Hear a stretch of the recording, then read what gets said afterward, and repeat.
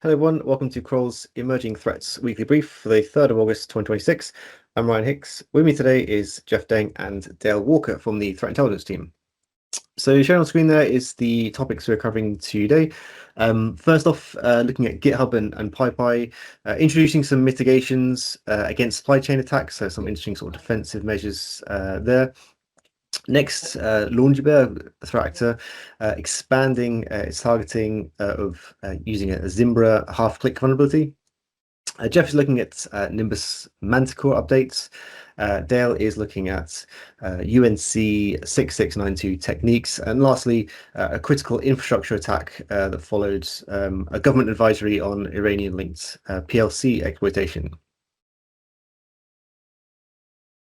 So first up, we'll see lots of trends around supply chain attacks, particularly in sort of code repositories, GitHub, PyPI, NPM. So starting off with a story related to more kind of defensive measures that have been put in place. So this time GitHub and Python package index, which is PyPI, they've both introduced time-based controls intended to reduce the exposure to these software supply chain attacks that, as I mentioned, have been sort of emerging.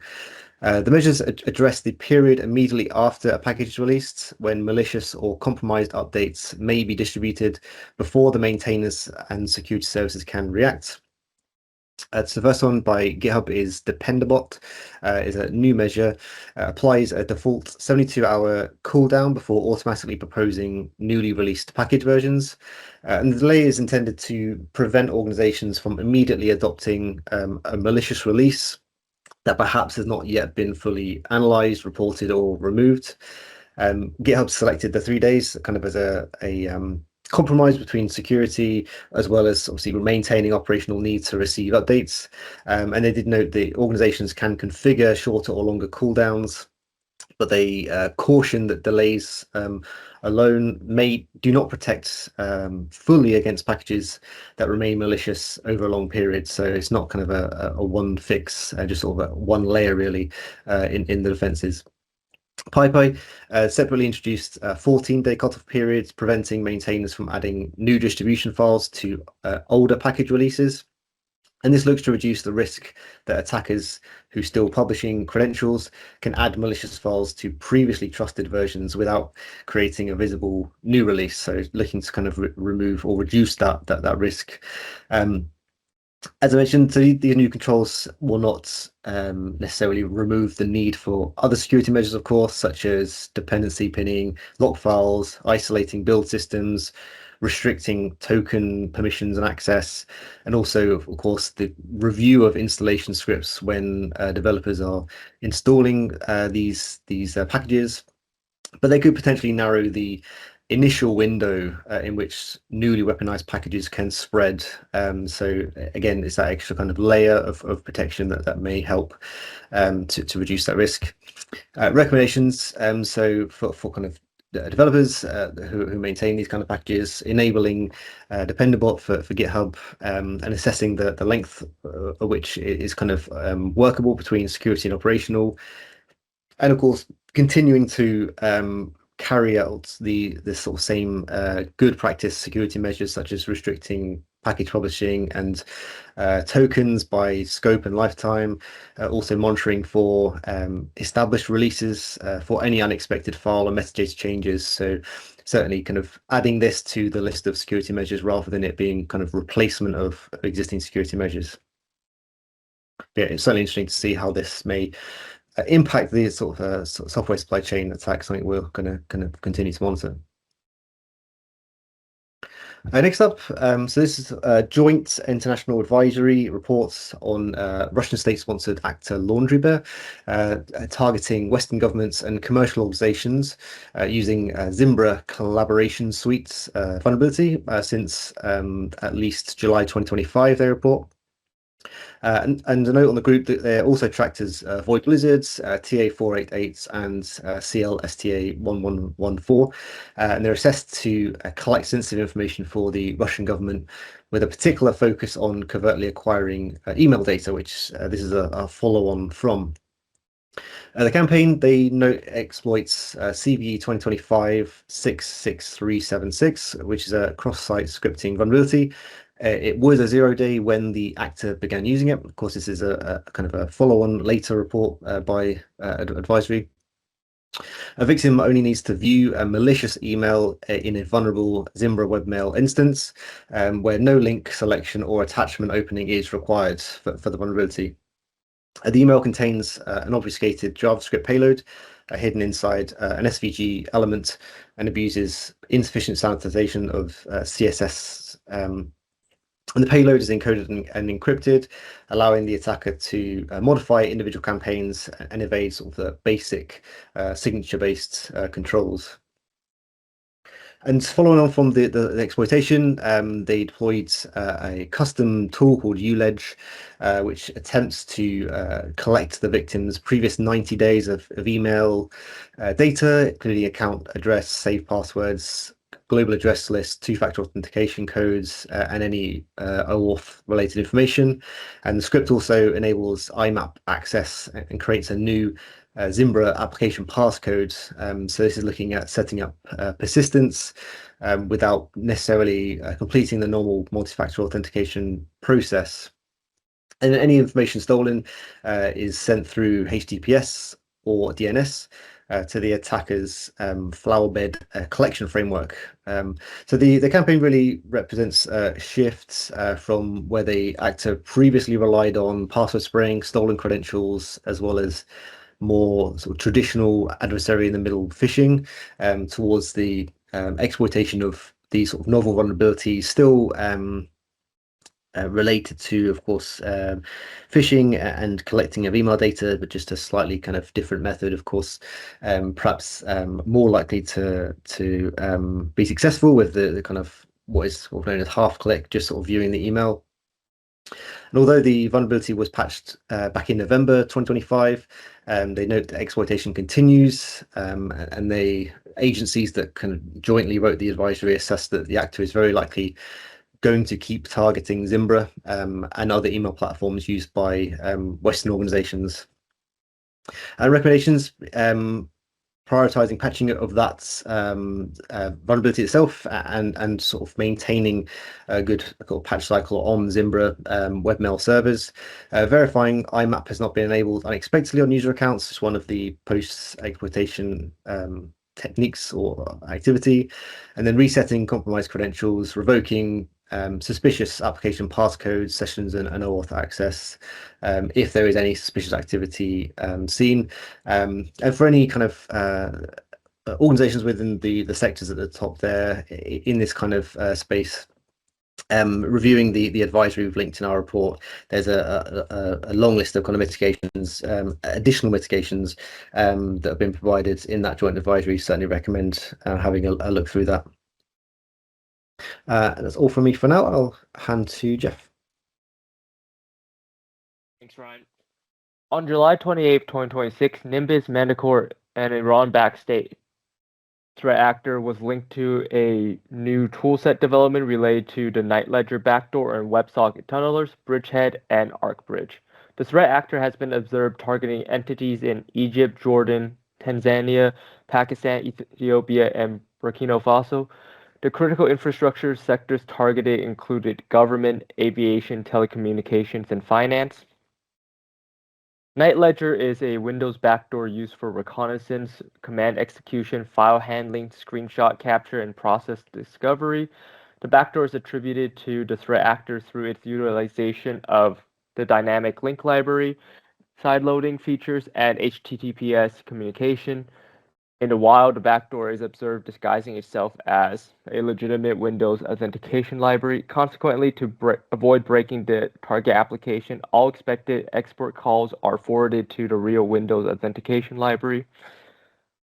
The tunnelers, on the other hand, are operationally significant because they turn victim machines into control relay nodes. BridgeHead and ArcBridge forward operator-directed traffic through compromised hosts over WebSocket, allowing follow-on access to appear as if it originates from the victim's own network.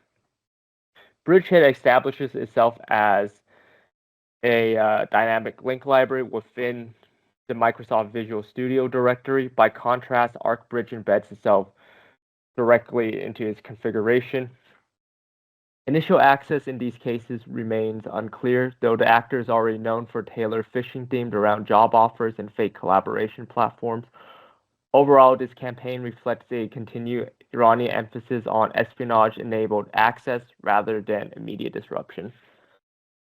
Recommendations we have include hunting for sideloading events tied to uncommon binaries and outbound HTTPS beacons from newly dropped dynamic link libraries, monitor internal hosts for unexpected WebSocket tunneling or relay behavior to external infrastructure, and apply traditional scrutiny to recruitment and collaboration themed lures delivered to high-value regional staff. Thank you. Handing over to Dale. Thanks, Jeff. Researchers have recently discovered a new attack pattern by threat group UNC6692 that attempts to chain together lower cost techniques that are less likely to arouse suspicion. Favored targets initially appear to be those in the operating in the software sector. The goal in this case is the installation of a backdoor that allows for URL monitoring, credential theft, remote code execution. Analysis by researchers at eCentire found that the campaign initially begins with overwhelming a target victim with a high volume of spam emails. This obviously creates confusion for the user, which is then used as a pretext to initiate a support conversation. This is done using an external Microsoft Teams account that connects to the user.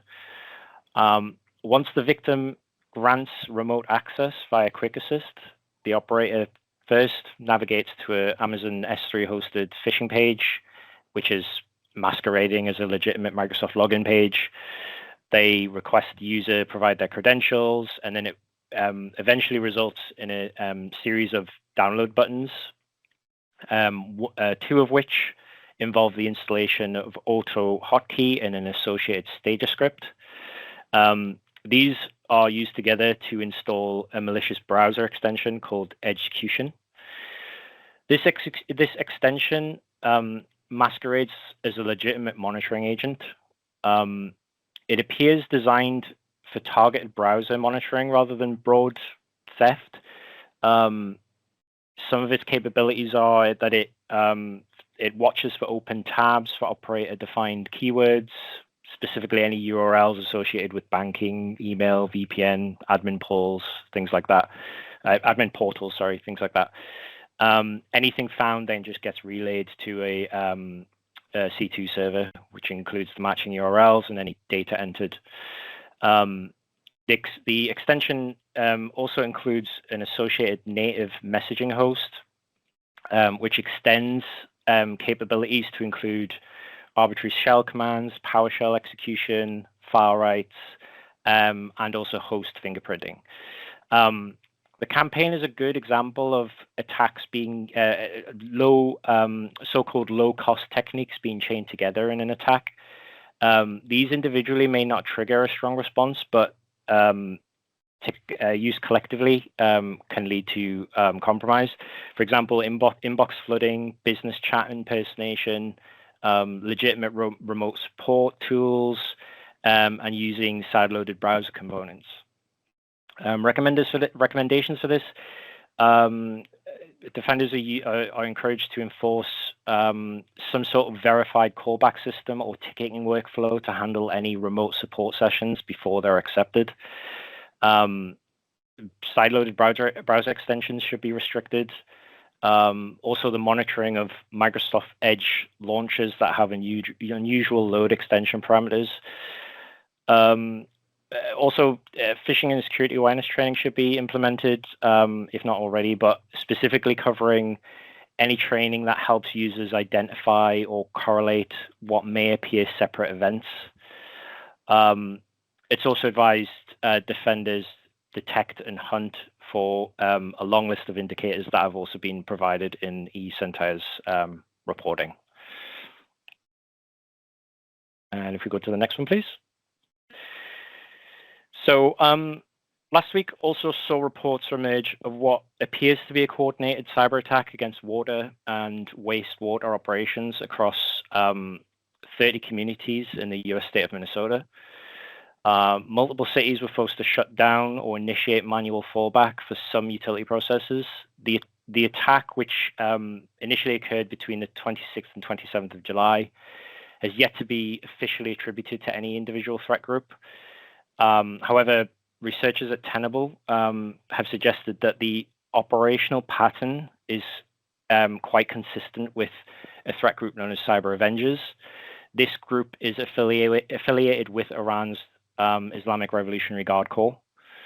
In one public disclosure, the city of Bram confirmed the attack resulted in the disabling of digital operating controls, and it also forced a 2-hour shutdown of the city's water treatment plant. This affected approximately 1,700 people at the time. Similar disruption was seen in Plymouth. There was the city's IT division was forced to turn off network equipment and network equipment of 2 water towers, as well as multiple wastewater stations to try and limit the spread of the attack. Despite this, officials stated that drinking water quality was not affected. No boil water advisories were issued or anything like that. Tenable's analysis noted that the timing of the attack was significant. A CISA advisory, specifically AA26097A, which documents Iranian affiliated threat actor activity, was updated just 4 days before this attack took place. This advisory specifically describes Iranian-affiliated groups exploiting internet-exposed PLCs across US critical infrastructure. The update that was released expanded observed targeting to include Schneider Electric, Siemens, and Rockwell Automation Systems. It also documented project file exfiltration for the first time. The advisory doesn't specify any CVEs that were used, but the behavior heavily corresponds to CVE 22681 from 2021. This is a critical authentication bypass vulnerability, specifically affecting Rockwell Automation Systems, which is added to the advisory recently.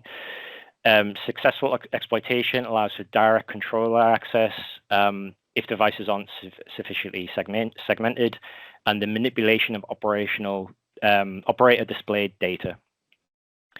Rockwell Automation has previously confirmed no patches available for the CVE, and it is instead encouraged customers to use defense in depth mitigation as a compensation. This remains one of the clearest critical infrastructure threats of recent weeks, even if formal attribution is still ongoing and still being investigated.